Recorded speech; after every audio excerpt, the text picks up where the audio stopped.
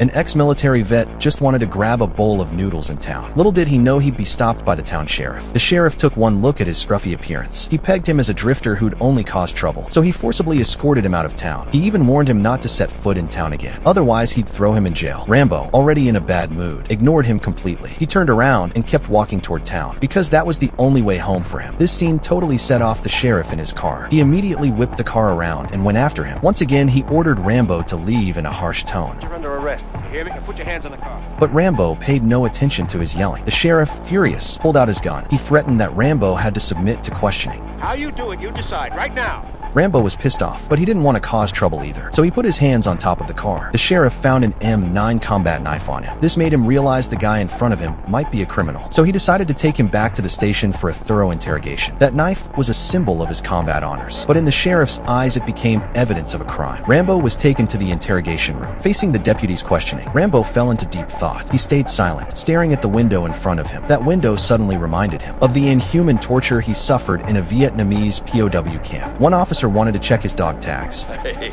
you got 3 seconds before I break your face in. Rambo didn't want to fight them. He could only watch as the officer took his dog tags. Only then did the deputy learn he was a Vietnam War veteran. But he didn't give a damn about Rambo. In the end, Rambo was hit with 90 days detention and a $250 fine. When Rambo took off his shirt, revealing scars all over his body, the officers said they needed to report this to higher-ups, but the deputy couldn't care less.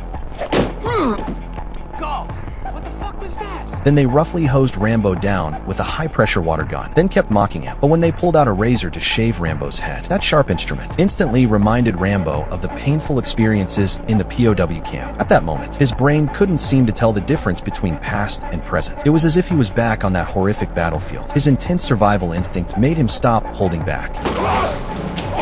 The sheriff heard the commotion and came over to help. He got kicked down by Rambo. At this point, he had awakened his warrior instincts. He easily took down all the cops. Rambo grabbed his knife and quickly ran out of the station. To completely shake off the police chase, he deliberately grabbed a motorcycle. Motorcycles are small and nimble, better suited for complex terrain. Soon the sheriff was chasing after him in his car. The two engaged in a high-speed pursuit and escaped. In just a few minutes, they'd left the town behind. Rambo deliberately drove the motorcycle into a grove of trees, trying to use the complicated road conditions to lose the sheriff. But the sheriff, with his knowledge of the town, quickly caught up again. But he clearly overlooked the motorcycle's advantages. When going through a narrow path, the police car flipped completely upside down. Rambo had no road ahead of him, so he decisively ditched the motorcycle and ran on foot into the woods.